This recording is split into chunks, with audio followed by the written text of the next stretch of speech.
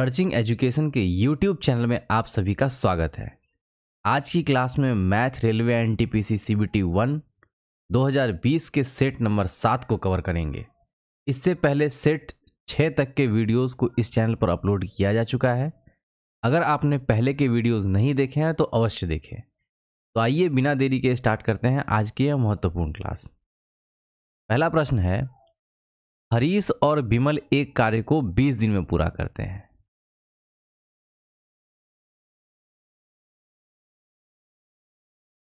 हरीश और विमल जो है कितने दिन में पूरा करते हैं? 20 दिनों में पूरा करते हैं। नेक्स्ट, इन्होंने इस पर 15 दिनों तक काम किया और फिर विमल चले गए। अब देखिए, दोनों मिलकर के काम कितना दिन में पूरा करते हैं? 20 दिन में। लेकिन काम हुआ है कितना दिन? सिर्फ 15 दिन। तो 15 दिन काम हुआ कितना में? 20 में। तो टोटल हो कितना गया है काम? 3/4। अब बचा कितना काम? शेष काम कितना बचा? 1 - 3/4। 1/4 ये शेष काम बचा। शेष कार्य हरीश ने केवल 10 दिनों में पूरा किया। तो यानी कि ये जो शेष कार्य है 1/4 ये कौन कर रहा है? हरीश कर रहा है। और कितने दिन में? 10 दिन में। तो पूरा काम जो है हरीश अकेले इस पूरे कार्य को कितना दिन में करेगा? 1/4 10 दिन में कर रहा है। तो पूरा कहने का मतलब क्या हो जाएगा? 10 × 4 यानी कि 40 दिन में ये पूरा काम कर देगा। तो इस क्वेश्चन का आंसर हो जाएगा ऑप्शन ए। तो आप इस तरीके से इसको सॉल्व कर सकते हैं। अगर आपको ये मेथड नहीं समझ में आया तो एक और तरीका है इसको सॉल्व करने का। देखिए यहां पे मैं इसको बता दे रहा हूं। एक आपने पढ़ा होगा M1 D1 = M2 D2। इस तरीके का आपने कॉन्सेप्ट पढ़ा होगा। अगर आपको पता होगा तो आप इस मेथड से भी सॉल्व कर सकते हैं। देखिए, हरीश और विमल जो है ये 20 दिन में कर दे रहा है। उसके बाद इन्होंने 15 दिन तक काम साथ में किया। हरीश और विमल 15 दिन तक साथ में काम करते हैं और उसके बाद फिर विमल चला गया और शेष कार्य हरीश अकेले 10 दिन में करता है। तो हरीश कितना दिन में कर रहा है? 10 दिन में कर रहा है।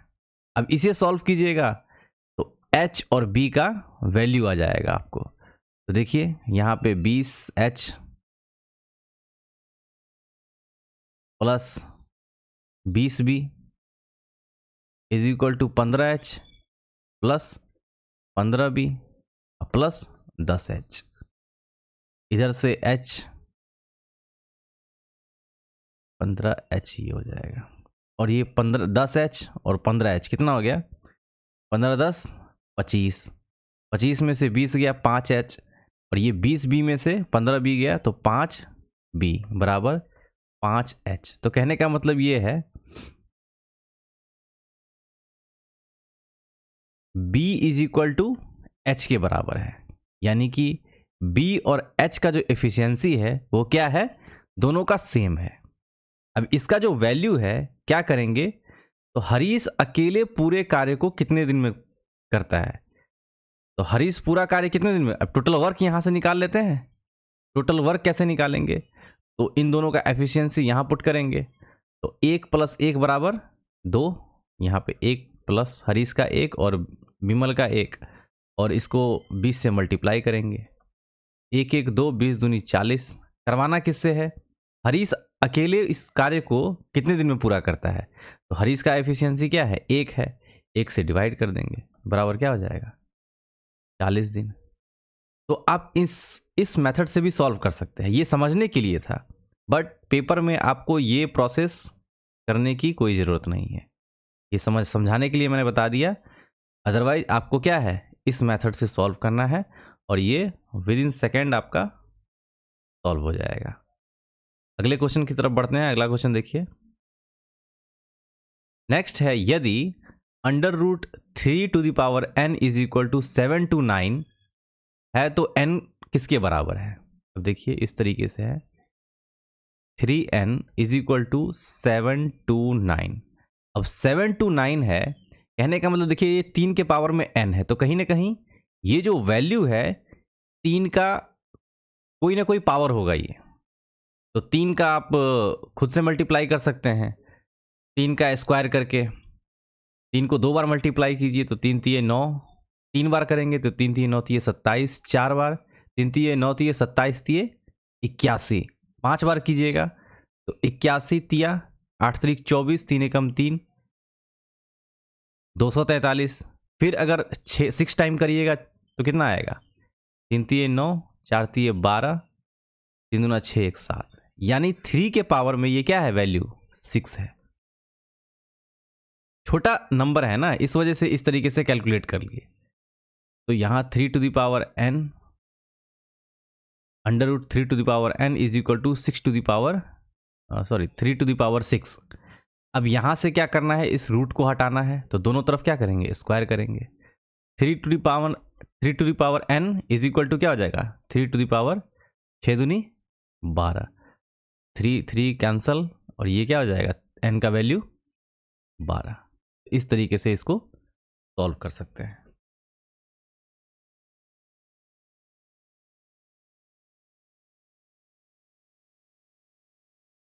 नेक्स्ट अगला प्रश्न देखते हैं। दो संख्याओं का महत्तम समापवर्त 6 है और लघुत्तम समापवर्त कितना है, 84 है। यानी कि 6 और 84 दे रखा है और इनमें से एक संख्या 42 है, तो दूसरी संख्या बताइए। तो एलसीएम और एचसीएफ का कुछ इस तरीके का प्रश्न हो तो आप फॉर्मूला आपको पता होगा, LCM into HCF is equal to P into Q, यानी कि पहला नंबर और दूसरा नंबर। तो यहाँ देख पा रहे हैं आप, ये 6 है और 84 है, इन दोनों के जगह पर 6 और 84 दिया हुआ है और एक संख्या 42 दी हुई है। तो आप यहीं पर इसको सॉल्व कर लीजिए, लिखने की जरूरत ही नहीं। 42 दूनी 84 और 6 दूनी 12। इस क्वेश्चन का आंसर हो जाएगा 12। ये समझ में आ रहा है ना, या मैं लिख के बता दे रहा हूँ। एलसीएम मान के चलिए, लघुत्तम समावर्त कितना है, 84 है, ठीक है। और एचसीएफ 6 है तो ये 84 लिख लिया। और एक इनमें से एक संख्या क्या है, 42 है, और दूसरी संख्या क्या है बोला जा रहा है, जो ये कितनी होगी। तो 42 को 2 से, इस तरीके से 84 को 2 से डिवाइड कीजिएगा तो 84 आ जाएगा। 84 में जब 42 से डिवाइड कीजिएगा तो 2 आ जाएगा और Q का वैल्यू क्या आ जाएगा, 6 दूनी 12। इस क्वेश्चन का आंसर हो जाएगा ऑप्शन ए 12। नेक्स्ट अगला प्रश्न देखते हैं।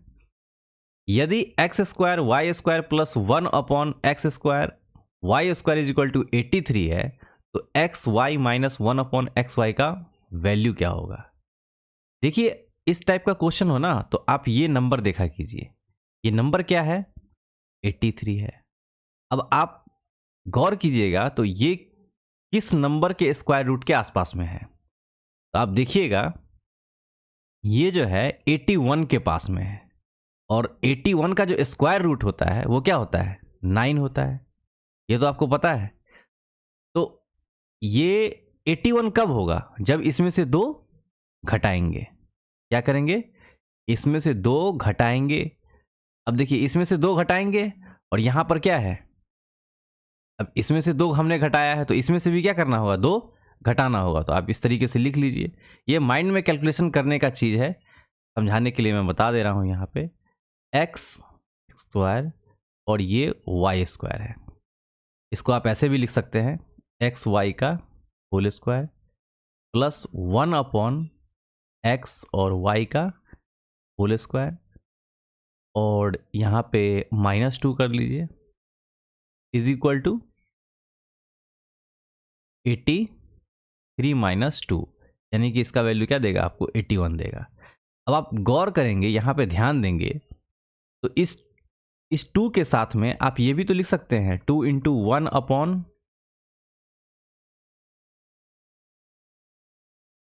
2 into x y into 1 upon x Y.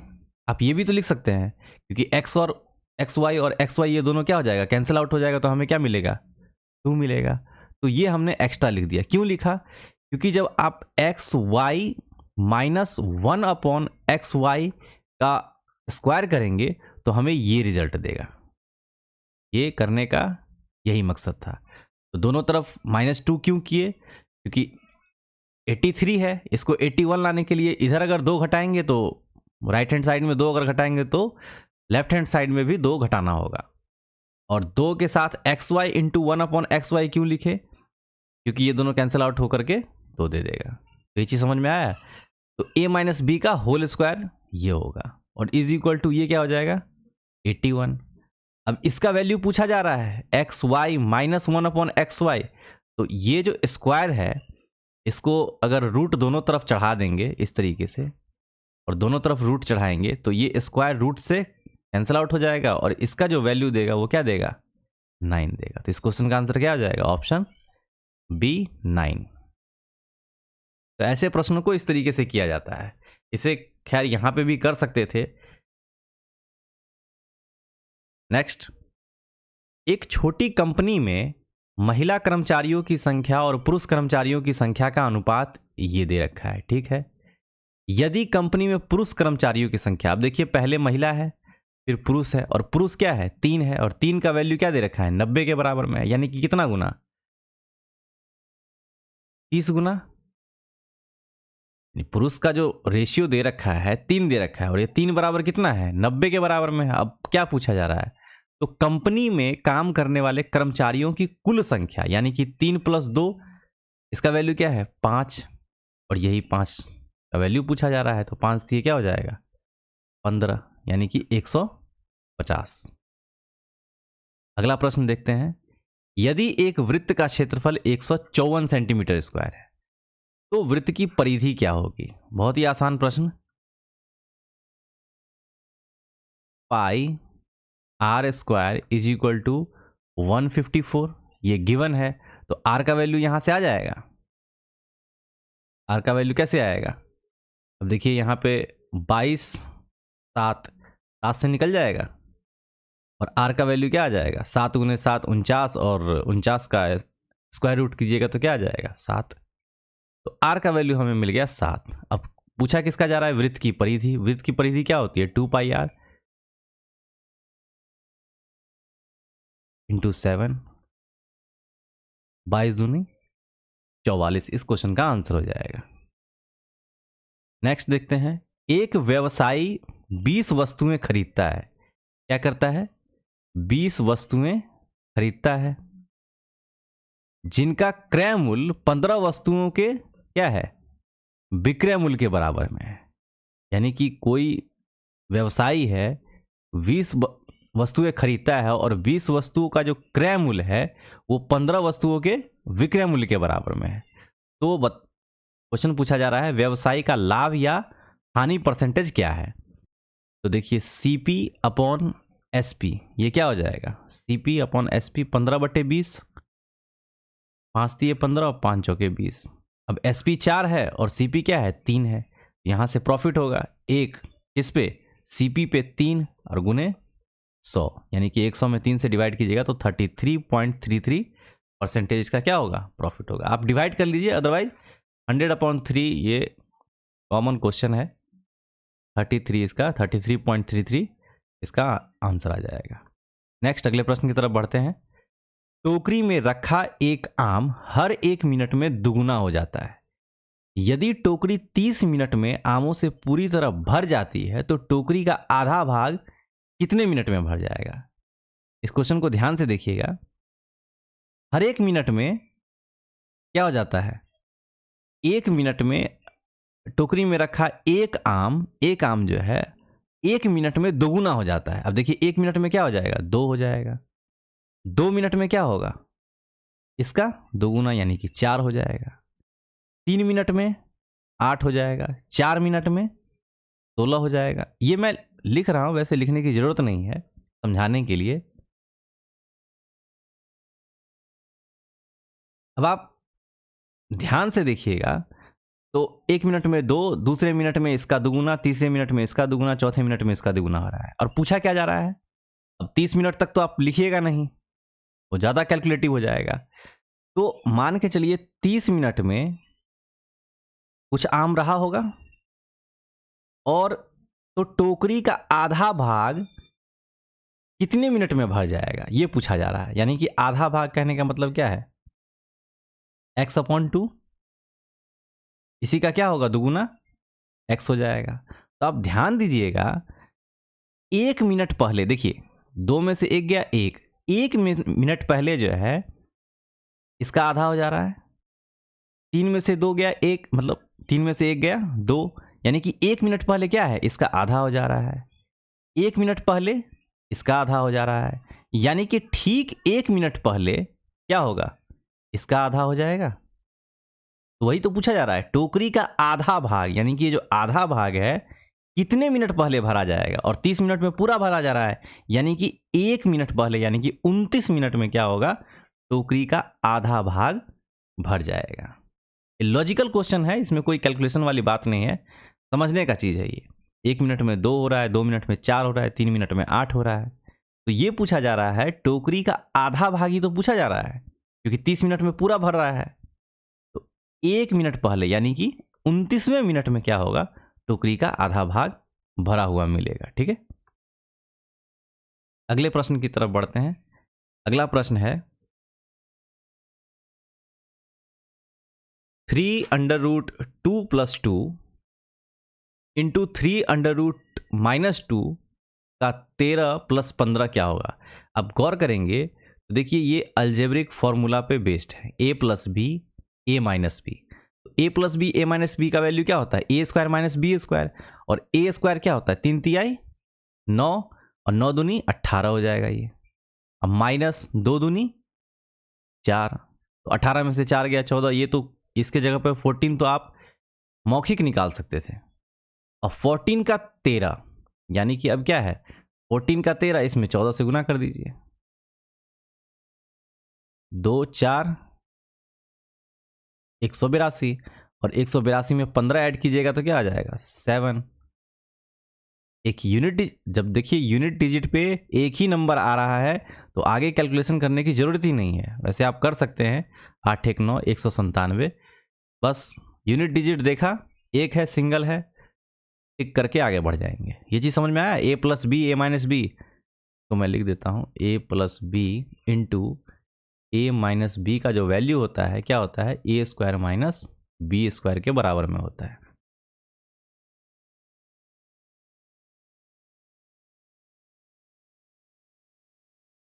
अगला प्रश्न देखते हैं, एक स्कूल में 60% छात्र एक परीक्षा में उत्तीर्ण हुए, यदि अनुत्तीर्ण उम्मीदवार की संख्या कितना है, 240 है, तो उत्तीर्ण होने वाले उम्मीदवार की संख्या क्या होगी।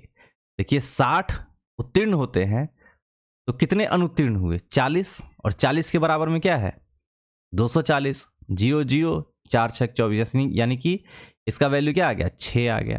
ठीक है, अब बोला जा रहा है उत्तीर्ण होने वाले की संख्या, तो उत्तीर्ण कितना हो रहा है, 60%, 60 को 6 से गुना कर दीजिए, 360। 60 अगर उत्तीर्ण, कोई भी नंबर क्या होता है अपने आप में 100% होता है, और 60% अगर उत्तीर्ण हुआ है, इसमें से 60 अगर निकल गया तो बचा कितना, 40, और यही 40 किसके बराबर में है, 240 के बराबर में है। इसको काटिएगा तो क्या होगा, 6, 1 बराबर 6 के है, तो 60 बराबर क्या हो जाएगा, उत्तीर्ण का पूछा जा रहा है, तो 60 से इसको मल्टीप्लाई कर दीजिए, 360। नेक्स्ट अगला प्रश्न देखते हैं, एक कालीन की लंबाई 20.5/2 मीटर है। कालीन में कितने छोटे टुकड़े जिनकी प्रत्येक की लंबाई 4.1/2 मीटर है काटे जा सकते हैं। तो कुछ नहीं है, डिवाइड करना है, 20 दूनी 40 5 45/2, और इसको मल्टीप्लाई कर दीजिए, या इसको डिवाइड करना है, 4 दूनी 8 1 9/2 से, तो 2/9 से गुना कर दीजिए। ये चीज़ समझ में आया, 45/2 है, और इसको 9/2 से डिवाइड करना है। या तो आप ऐसे कर लीजिए, यहाँ से कैलकुलेट कर लीजिए, या फिर 45/2 गुने 2/9 करके कीजिए, 9 × 45 आप ऐसे होगा, या फिर यहाँ पे डायरेक्ट लिख करके 5 से इसको निकाल सकते हैं। तो 45/2 गुने 2/9, 9 × 45, यानी कि क्या हो जाएगा, 5 इस क्वेश्चन का आंसर हो जाएगा। कितने छोटे टुकड़े काटे जा सकते हैं? तो 5 छोटे टुकड़े काटे जा सकते हैं। नेक्स्ट है, यदि दो संख्याओं के बीच का अनुपात क्या है? 3:5 है और उनका लघुत्तम समावर्तक कितना है? 120। यानी कि 5×15 x का वैल्यू क्या दे रखा है? 120। x का वैल्यू क्या आएगा? 8। तो संख्याएं कौन कौन सी है? 8 त्रिक 24, 24 देखिए किस में है? 8 पंचे 40। इसका आंसर हो जाएगा ऑप्शन बी। तो ऐसे प्रश्न में ज़्यादा समय देने की जरूरत नहीं है। जब एक छोटी संख्या बड़ी संख्या को विभाजित करती है तो हमें भागफल 6 और शेषफल 5 प्राप्त होता है। यदि दोनों संख्याओं के बीच का अंतर कितना है? 1540। तो छोटी संख्या ज्ञात कीजिए। समझने के लिए मैं बता दे रहा हूं इसको कैसे सॉल्व करेंगे। देखिए, एक छोटी संख्या है। जब एक छोटी संख्या बड़ी संख्या को विभाजित करती है तो बड़ी संख्या मान के चलिए x होगा और छोटी संख्या क्या है? y।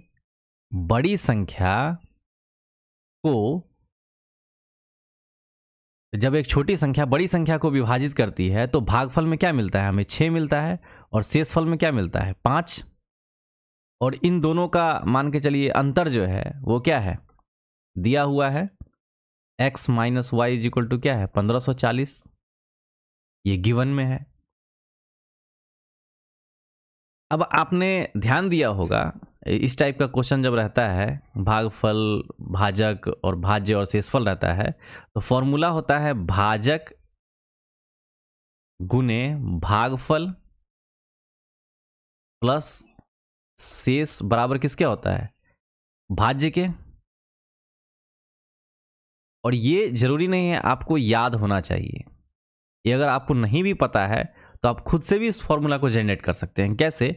तो देखिए, जब आप सॉल्व करते हैं, जब कोई भाग देते हैं, जैसे 5 में 2 से भाग दीजिए तो 2 दूनी 4, रिमाइंडर 1। अब इसको आप कैसे लिखते हैं? 2, जब आपको ये प्रूफ करना होता है, ये 5 है तो आपको अगर भागफल दिया हो, भाजक दिया हो, शेषफल दिया हो तो 5 निकालना हो तो कैसे निकालते हैं?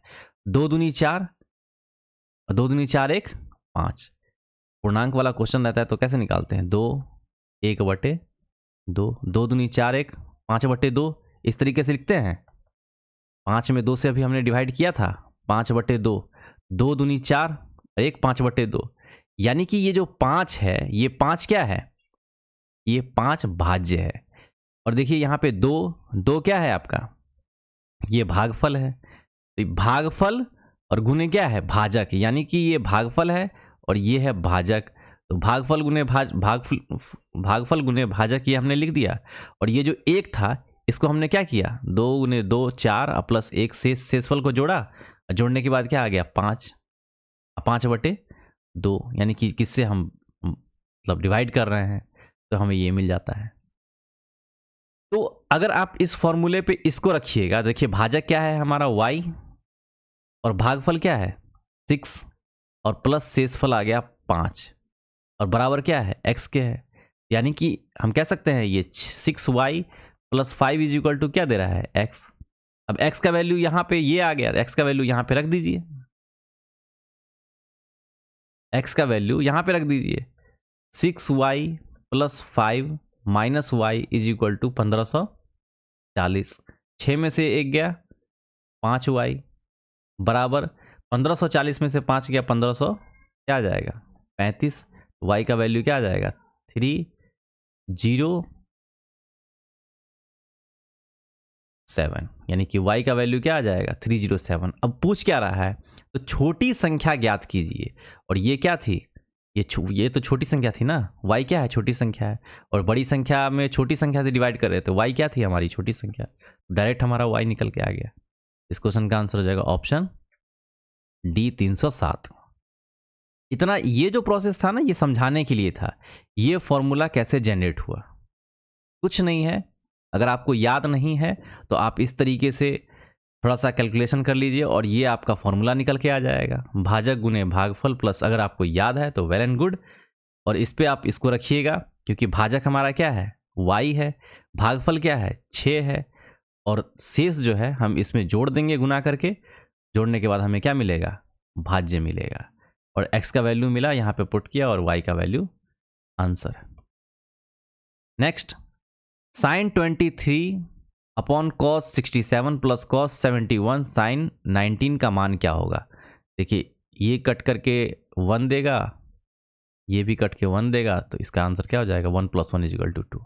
अब ये कैसे आया, तो ध्यान दीजिएगा, साइन 23 है तो साइन 23 को तो आप ऐसे भी तो लिख सकते हैं 90 - 67, ऐसे लिख सकते हैं। 90 में से 67 गया 23 और बट्टे आपका कॉस 67 तो है ही, प्लस कॉस 71 है तो कॉस 71 को आप ऐसे भी तो लिख सकते हैं 90 माइनस व्हाट 19 अपॉन में क्या है साइन 19। साइन 90 माइनस थीटा क्या होता है, साइन कॉस थीटा, तो कॉस क्या हो जाएगा 67 अपॉन कॉस 67 कट जाएगा, plus cos 90 minus theta is equal to what sine theta upon sine what 19, ये भी कट जाएगा, तो 1 + 1 = 2। तो इस क्वेश्चन का ये आंसर हो जाएगा। नेक्स्ट है प्रश्न 15, 5,000 रुपए पर 3 वर्ष के लिए 10% की दर से साधारण ब्याज और चक्रवृद्धि ब्याज का अंतर कितना होगा। तो देखिए साधारण ब्याज और चक्रवृद्धि ब्याज का जो अंतर होता है, एक तो फॉर्मूला होता है, फॉर्मूला पे आप लगा लीजिए। फॉर्मूला क्या होता है, 3 साल का अगर डिफरेंस हो और डिफरेंस ही पूछा जा रहा है, क्या होता है P × R² बट्टे 100 का स्क्वायर इंटू 300 + R अपॉन क्या हो जाएगा 300 अपॉन R, 300 + R अपॉन 100। तो या तो इस पर में आप वैल्यू पुट कीजिए, 5,000 × R का क्या हो जाएगा 100/100 × 300 310 बटे 100, 310 है, 5 × 5 5 × 15 155, तो 55 रुपये। या तो आप ऐसे निकाल सकते हैं, 100 2 टाइम्स है इसलिए 1 0 ये और 1 0 ये निकल जाएगा, इस 100 को 2 बार लिखना है, ठीक है, तरीके से लिख लीजिए। तो ये 2 0 कैंसिल आउट हो जाएगा, तो 155 हो गया। एक तो ये प्रोसेस है, और दूसरा क्या प्रोसेस है, आप डायरेक्ट निकाल सकते हैं। देखिए साधारण ब्याज की जब बात करें तो साधारण ब्याज में जो होगा वो साधारण ब्याज कितना होगा 30%, क्लियर। और जब चक्रवृद्धि ब्याज की बात करेंगे तो चक्रवृद्धि ब्याज जो होगा वो कितना होगा, पहले 10-10 का निकालेंगे, तो 10-10 का जब निकालिएगा तो 10-10 का निकालने के बाद ये चक्रवृद्धि ब्याज जो होगा वो कितना होगा 10-10 20 और 10 × 10 यानी कि ये हो जाएगा 21, और 21 और फिर 10 का निकालिएगा, तो 21 और 10 का निकालने कैसे निकालते हैं 21 + 10 और प्लस 21 × 10 बटे 100, ये हो जाएगा 21 और 10 कितना हो गया 31 और प्लस 0 खत्म यहाँ पे, ये हो जाएगा 2.1 यानी कि 31 और 2 कितना हो गया 33.1, यानी कि 3 वर्ष का चक्रवृद्धि ब्याज जो होगा 10% के हिसाब से 33.1, और ये हमें साधारण ब्याज कितना है 30, यानी कि 3.1 आ गया डिफरेंस, और ये डिफरेंस हमें निकालना है, और ये दे रखा है हमारा, तो 5,000 यहाँ लिख लीजिएगा, 5,000 का 3.1 0 0 खत्म, 3.1% है, 3.1%, तो 00 यहाँ पे लगा दीजिए, 00 00 खत्म, 5 × 5 5 × 15। तो आप ऐसे भी सॉल्व कर सकते हैं। साधारण ब्याज आपको पता है, आप चक्रवृद्धि ब्याज निकालिए इस तरीके से, 10-10 का तो इजीली है 21 आ जाएगा, और 21 और 10 का निकालिएगा तो 33.1 आएगा, और 33.1 और 30 दोनों का डिफरेंस क्या निकला हमें 3.1% में है ये, और 3.1% को इस तरीके से लिखिएगा, तो एक डेसिमल हटेगा तो 0 और परसेंटेज के जगह पे 100, यानी कि 1 पे 3 0 लिखिए, या 10 गुने इस तरीके से लिख दीजिए, तो ये 3 0 खत्म, 31 को 5 से मल्टीप्लाई कीजिएगा तो हो जाएगा। तो आप ये बाई फॉर्मूला भी निकाल दीजिएगा, और अगर आपको पता है तो आप इस तरीके से भी निकाल सकते हैं। देखिए ये 3 साल का डिफरेंस है। अगर 2 साल का डिफरेंस पूछा जाता तो 2 साल का डिफरेंस का फॉर्मूला होता है, अगर 2 साल का हो तो उसको भी आप नोट कर लीजिए, पी आर स्क्वायर अपॉन 100 का क्या हो जाएगा, स्क्वायर। नेक्स्ट अगले प्रश्न की तरफ बढ़ते हैं। दो समरूप त्रिभुज पी क्यू आर और एक्स वाई जेड के परिमाप इतना और इतना दे रखा है। यदि एक्स वाई 12 है तो पी क्यू का माप क्या होगा। देखिए एक्स वाई का दे रखा है तो 12 दूनी 24, यहाँ पे देखिए एक 48 है पी क्यू आर, और इसका जो परिमाप है एक्स वाई जेड का कितना है, 24 है। और पी क्यू का पूछा जा रहा है और एक्स वाई का क्या दे रखा है, 12 दे रखा है, क्योंकि एक्स वाई जेड वाला त्रिभुज का परिमाप जो भुजा है जो भी है तो यहाँ पे रखेंगे, और पी क्यू आर का जो है ना ये ऊपर है तो इसको ऊपर रखेंगे। अब ये 12 दूना 24, 2 दूनी 4, 2 चौके 8, यानी कि इस क्वेश्चन का आंसर क्या हो जाएगा, पी क्यू का वैल्यू 24 हो जाएगा। इसी तरीके से एक और प्रश्न पूछा जाता है, जब दो समरूप त्रिभुज हो तो उसमें एरिया करके दिया जाता है। जब एरिया करके दिया जाता हो तो साइड का क्या करते हैं, हम स्क्वायर कर लेते हैं। यहाँ पे परिमाप दे रखा है तो इसमें स्क्वायर करने की जरूरत नहीं है, ये एज इट इज रहेगा। और जब भी कभी एरिया दे रखा हो और उसमें एक साइड इस तरीके से दिया हो तो साइड का क्या हो जाता है, स्क्वायर हो जाता है। ये चीज ध्यान में रखिएगा। नेक्स्ट अगला प्रश्न देखते हैं। एक ट्रेन है, ए ट्रेन 80 किलोमीटर प्रति घंटा की रफ्तार से चल रही है और विपरीत दिशा में 70 किलोमीटर प्रति घंटा की गति से ट्रेन बी को पार करती है। ठीक है, विपरीत दिशा से आ रही है, ये ए जा रही है, यानी कि एक दूसरे के विपरीत। ए अगर इधर जा रही है तो बी इधर आ रही है। दोनों ट्रेन 30 सेकंड में एक दूसरे को पार कर देती है। 30 सेकंड का टाइम लेती है और दोनों ट्रेन एक दूसरे को पार कर लेती है। तो ट्रेन ए की लंबाई अगर 300 मीटर है तो ट्रेन बी की लंबाई क्या होगी। तो देखिए समय बराबर क्या होता है, दूरी, और दूरी एक का दे रखा है 300 और दूसरे का हमें पूछा जा रहा है, और बट्टे क्या हो जाएगा, चाल। रिलेटिव स्पीड जब दोनों विपरीत दिशा में हो तो रिलेटिव स्पीड बराबर क्या होता है, दोनों ऐड हो जाता है। तो 8 7 15 यानी कि 150 किलोमीटर प्रति घंटा है, तो हम क्या करेंगे 5/18 से गुना कर देंगे 150 में। अब 5/18 नीचे लिखेंगे और यही नीचे वाला पार्ट जो है ये क्या हो जाएगा, ऊपर चला जाएगा। 5/18 है तो 18 जब गुना करेंगे तो ये ऊपर चला जाएगा। अब ये देखिए 30 सेकेंड है। अब इसे कैलकुलेट कर लीजिए,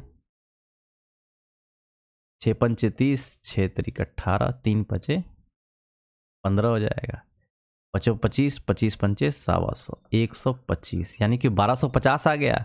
और इसमें से 300 माइनस कर दीजिए, 0 5 9 3 12, यानी कि इस क्वेश्चन का आंसर हो जाएगा 950 मीटर। एक्स का वैल्यू आ गया। ये चीज़ समझ में आया ना। 50 25 25 तो 5 से मल्टीप्लाई कीजिएगा तो 125, क्योंकि यहाँ पे 50 से मल्टीप्लाई किया है तो एक 0 आ जाएगा यहाँ पे। अब यहाँ पे 300 प्लस एक्स है, 300 को लेफ्ट हैंड साइड में लेके जाएगा तो माइनस में 950, एक्स का वैल्यू क्या आ जाएगा 950, यानी कि दूसरे जो ट्रेन की लंबाई होगी, ट्रेन बी की लंबाई क्या होगी 950। नेक्स्ट अगला प्रश्न देखते हैं। एक बेलनाकार टंकी की क्षमता जो है क्या है 2376, यानी कि बेलनाकार अगर टंकी है तो बेलनाकार इस तरीके से देख लीजिए, इसका जो आयतन होता है क्या होता है पाई आर स्क्वायर इंटू एच, और वही आयतन क्या है 2376 दे रखा है। तो 22/7 गुने, और टंकी की त्रिज्या भी दे रखी है 21 गुने 21 गुने एच बराबर 2376, 73 7 21, और ये 22 है तो 11 से देखिए ये निकल जाएगा, 11 दूनी 22, 1 11 कम 11, 11 छक 66, 11 दूनी 22, 6 से देखिए कट जाएगा ये,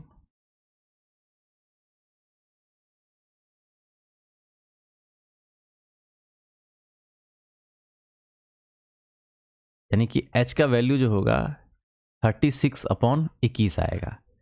अब आप ध्यान दीजिएगा, तो 21 को अगर या ये 21 में डिवाइड कितने से जाएगा, 1 से जाएगा, 2 से तो जा नहीं सकता। 21 दिनों क्या हो जाएगा 42 हो जाएगा, 36 से ज़्यादा हो जाएगा।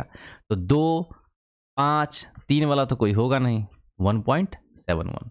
इसे डिवाइड करने की कोई ज़रूरत नहीं। इस तरीके का ऑप्शन हो तो थोड़ा सा ऑप्शन पे भी ध्यान दीजिएगा, 36 वन टाइम से जाएगा ना, पूरा पूरा तो कट नहीं रहा है, तो यानी कि कोई डेसिमल में ही आंसर होगा, तो इस तरीके से आंसर होगा। अब देख लीजिएगा सारे के सारे 2 से बड़े हैं, 2 से तो जा नहीं रहा है, 2 5 3 ये तो होगा नहीं, तो क्या हो जाएगा हमारा आंसर ऑप्शन ए। या आप कैलकुलेट भी कर सकते हैं, या यही आंसर आएगा। 2 संख्याओं का योग दे रखा है 25,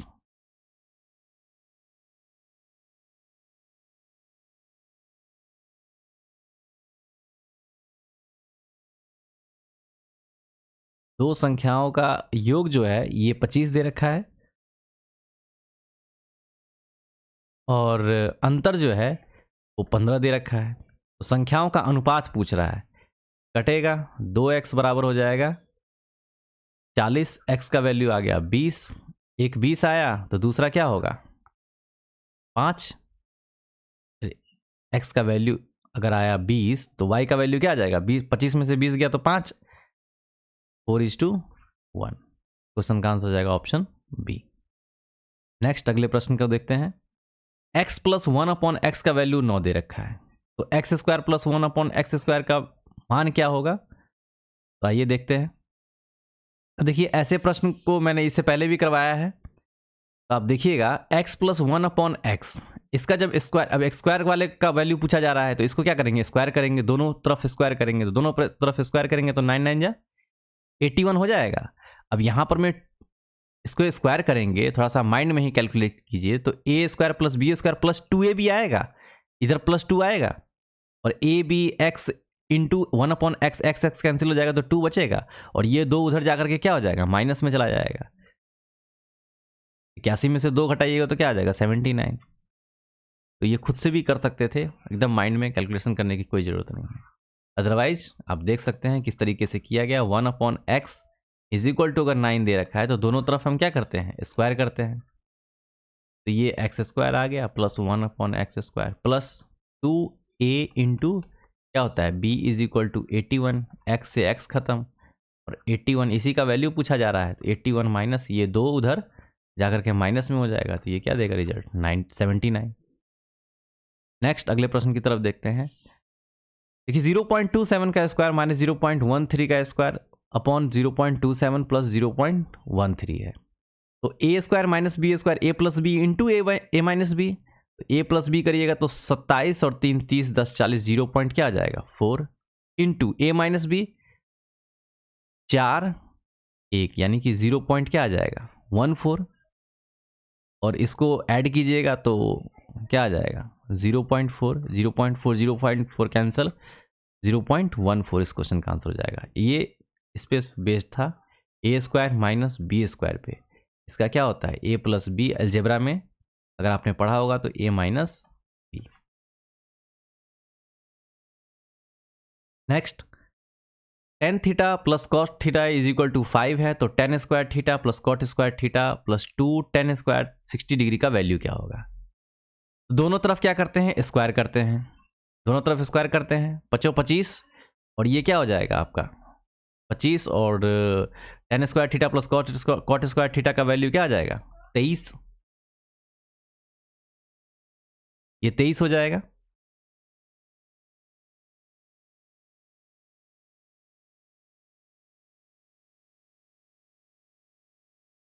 ये 23 आ गया। tan theta plus cot theta is equal to 5 है, और tan square theta plus cot square theta का वैल्यू 23 कैसे आया, तो देखिए tan स्क्वायर थीटा दोनों तरफ स्क्वायर करिएगा, यहाँ पे दोनों तरफ अगर स्क्वायर कीजिएगा तो tan square theta plus cot square theta plus 2 क्या हो जाएगा tan theta into cot theta, cot theta को 1/tan थीटा भी तो लिख सकते हैं, और इज इक्वल टू क्या है 25, और ये tan थीटा कैंसिल आउट हो जाएगा, और ये 2 उधर जाकर के क्या हो जाएगा माइनस में चला जाएगा, तो मैंने डायरेक्ट यहाँ पे 23 लिख दिया। अब इसका वैल्यू हो गया 23 और प्लस 2 tan स्क्वायर 60 डिग्री है, और tan 60 का वैल्यू होता है अंडर रूट 3 का स्क्वायर कीजिएगा तो ये रूट स्क्वायर से कैंसिल आउट हो जाएगा, तो बचेगा 3 3 दूनी 6 23 6 क्या हो जाएगा 29। इस क्वेश्चन का आंसर हो जाएगा ऑप्शन बी। अगला प्रश्न देखते हैं। एक कक्षा में 48 छात्र हैं, एक विशिष्ट दिन पर छात्र का केवल 3/8 उपस्थित होता है, यानी कि 8 में केवल 3 उपस्थित होता है, यानी कि 8 जो नीचे वाला दे रखा है ये क्या है टोटल, यानी कि 8 बराबर 48, 1 बराबर 6, 8 6 48। तो उसी दिन अनुपस्थित छात्रों की संख्या, यानी कि एक छात्र इतना एक विशिष्ट दिन पर केवल इतना उपस्थित रहते हैं, यानी कि 3 अगर उपस्थित है, 8 टोटल है, तो अनुपस्थित कितना होगा, 8 में से 3 गया 5, और यहाँ 48 में 8 से डिवाइड किया था तो हमें 6 मिला था रिजल्ट।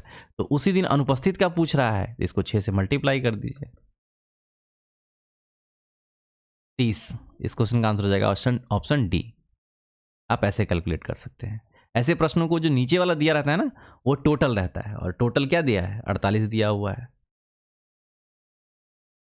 नेक्स्ट अगला प्रश्न देखते हैं। 15 और 14 का मल्टीप्लाई है -30 है, और 3 स्क्वायर प्लस 17 है। तो 15 चौके 60, 6 21 210 -30 प्लस 9 9 प्लस 17 17 3 20 6 26 हो जाएगा। तो ये क्या हो जाएगा 236, 236 में से 30 गया 206, 36 में से 30 गया कितना बचेगा 6, और 200 दे रखा है तो 206 हो जाएगा इस क्वेश्चन का आंसर। नेक्स्ट अगला प्रश्न देखते हैं। एक खंभे के पास से 20 मीटर की दूरी पर एक बिंदु से खंभे का उन्नयन कोण, देखिए इस तरीके से प्रश्न है। 20 मीटर की दूरी पर उन्नयन कोण कितना डिग्री का है, 45 डिग्री का। तो खंभे की ऊंचाई पूछी जा रही है, हाइट पूछा जा रहा है। तो हाइट क्या हो जाएगा, जब 1045 दिया हुआ है तो जो इसका ये वैल्यू है वही इसका, जो इसका आधार है वही उसका क्या होगा, ऊंचाई होगा, ऑप्शन ए। तो देखिए ये कैसे सॉल्व हुआ। 1045 का वैल्यू क्या है,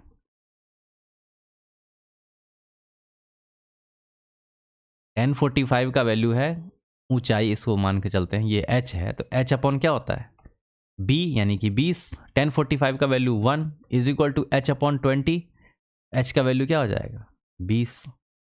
इस क्वेश्चन का आंसर हो जाएगा ऑप्शन ए। नेक्स्ट अगला प्रश्न देखते हैं। गणित की एक कक्षा में 7 छात्रों द्वारा प्राप्तांक कुछ इस तरीके से है।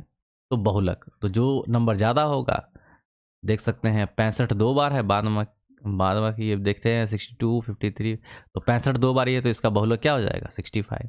बहुलक मतलब क्या, जो संख्या बहुत है। नेक्स्ट, एक कंपनी के 15 पुरुष कर्मचारी या 20 महिला कर्मचारी, एक कंपनी के 15 पुरुष कर्मचारी या 20 महिला कर्मचारी। इस क्वेश्चन को ऐसे सॉल्व कीजिए, 15 मेन या 20 वुमेन। अगर मेन का वैल्यू निकालिएगा तो क्या हो जाएगा, 5 से डिवाइड कर दीजिए, 4/3, यानी कि एक पुरुष जो है 4/3 महिला के बराबर है। एक प्रोजेक्ट को 26 दिन में समाप्त कर देता है, ठीक है। 30 पुरुष कर्मचारी और 12 महिला कर्मचारी। 30 पुरुष कर्मचारी, पुरुष को क्या करते हैं महिला में कन्वर्ट कर देते हैं, क्योंकि एक पुरुष बराबर 4/3 महिला, 4/3 प्लस क्या है 12 और है ना, तो प्लस 12 महिला कर्मचारी। ये एक मेन बराबर 4/3 वुमेन है, तो 30 पुरुष है, यानी कि 30 पुरुष का वैल्यू अगर निकालिए, एक पुरुष का 4/3 वुमेन है, तो 30 पुरुष का 30 गुने 4/3 हो जाएगा, ये 10 10 चौक 40 40 10 50, तो ये क्या हो जाएगा 52 महिला। तो ये 30 पुरुष कर्मचारी और 12 महिला कर्मचारी को हमने कन्वर्ट कर दिया 52 महिला कर्मचारी से। मिलकर प्रोजेक्ट को कितने दिन में पूरा करेगा। तो आपने एक फॉर्मूला पढ़ा होगा, M1 into D1 is equal to M2 into D2, उसी पे आधारित है ये। तो यहाँ आप देखिएगा, क्योंकि महिला का हमने निकाला है ना, तो महिला को लेकर के चलेंगे। तो 20 गुने 26 बराबर 52 गुने x, 26 दूनी 52 और 2 10, यानी कि ये जो प्रोजेक्ट है 30 पुरुष कर्मचारी और 12 महिला कर्मचारी, इस प्रोजेक्ट को कितने दिन में पूरा करेगा, 10 दिन में पूरा करेगा। ओके, नेक्स्ट अगले प्रश्न की तरफ बढ़ते हैं। दो संख्याओं का योग कितना है 16 है, और उनका गुणनफल कितना है 63 है। व्युत्क्रम का जो योग है वो किसके बराबर होगा, 1/x प्लस 1/y। क्या देगा आपका result, x plus y upon x y. X y का वैल्यू क्या दे रहा है, x प्लस वाई का वैल्यू क्या दे रखा है 16, यहाँ पर 16 बटे क्या हो जाएगा 63। Option D. अगला प्रश्न देखते हैं 250 का 27%। 250 का 27% क्या होगा? अब देखिए 250 है, 27% है, 1000 है, तो इसको थोड़ा सा इजी करने के लिए हम क्या करते हैं 4 से मल्टीप्लाई कर लेते हैं। तो 4 से 25 चौके 100 यानी कि 1000 हो जाएगा। अब बटे, क्योंकि 4 से मल्टीप्लाई किया है हमने,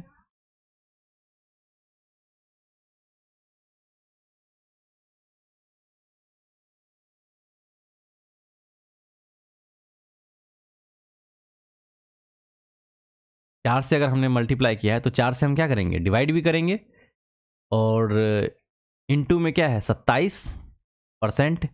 अब माइनस देखिए 1000 का 0.02%, यहाँ देखिएगा तो ये परसेंटेज 2 जीरो से 2 जीरो तो ये खत्म हो जाएगा, और 0.02 है, और इस पॉइंट को हटाइएगा तो नीचे में 2 जीरो, 1 जीरो से 1 जीरो खत्म, यानी कि क्या आ जाएगा 0.2 आएगा।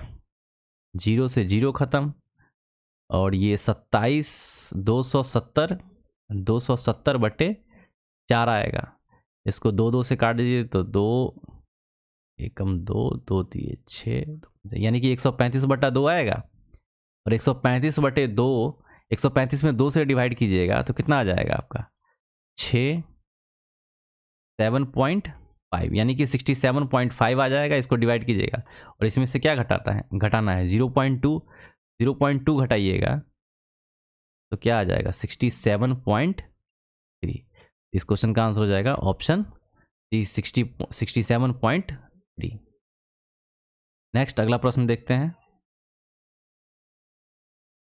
एक बैंक एक व्यापारी को 5 वर्ष के लिए इतना रुपए की राशि पर 5% की वर्ष की दर से ऋण प्रदान करता है, तो भुगतान किया जाने वाला साधारण ब्याज, तो साधारण ब्याज पूछा जा रहा है, तो 25 यानी कि 1212, यहाँ 5 हो गया 12 50 3 जीरो, और इसका 25%, 0 0 खत्म, 0 0 खत्म, 25 पंचे देख लीजिए, यहाँ पे कैलकुलेट कर लीजिए, 25 पंचे 125, 12 आ जाएगा, 25 दूना 50, 10 60, 2 62, ये 2 आ जाएगा, 6 25 कम 25 5 30 1 31, 31 25 देख लीजिए किसमें कौन सा है, इसमें ऑप्शन है, तो 31 25 आपका बी हो जाएगा। इस क्वेश्चन का आंसर हो जाएगा बी। तो आप ऐसे निकालिए, या फिर साधारण ब्याज क्या होता है P इंटू आर इंटू वट T/100, इस पे भी आप रख सकते हैं, वही है बेसिकली। अब देखिए PQRS एक चक्रीय समलंब चतुर्भुज है। कैसा है? चक्रीय समलंब चतुर्भुज तरीके से देखिए,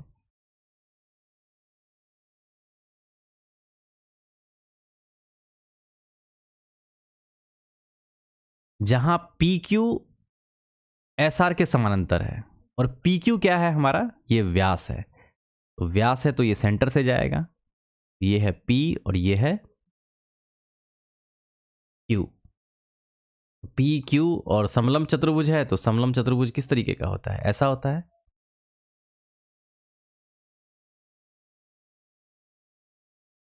यदि QPR, PQ ये R है और ये है S, QPR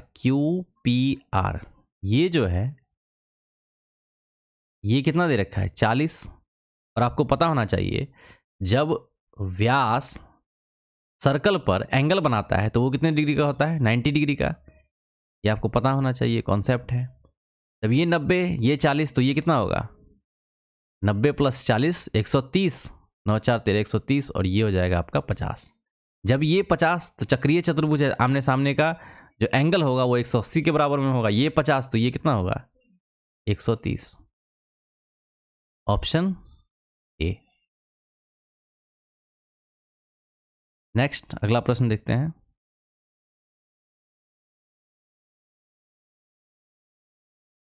तो ये लास्ट प्रश्न था, टोटल 31 प्रश्न थे इस सेट में।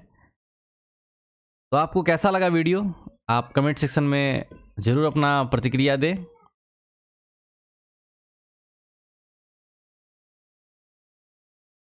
वीडियो में बने रहने के लिए बहुत बहुत धन्यवाद।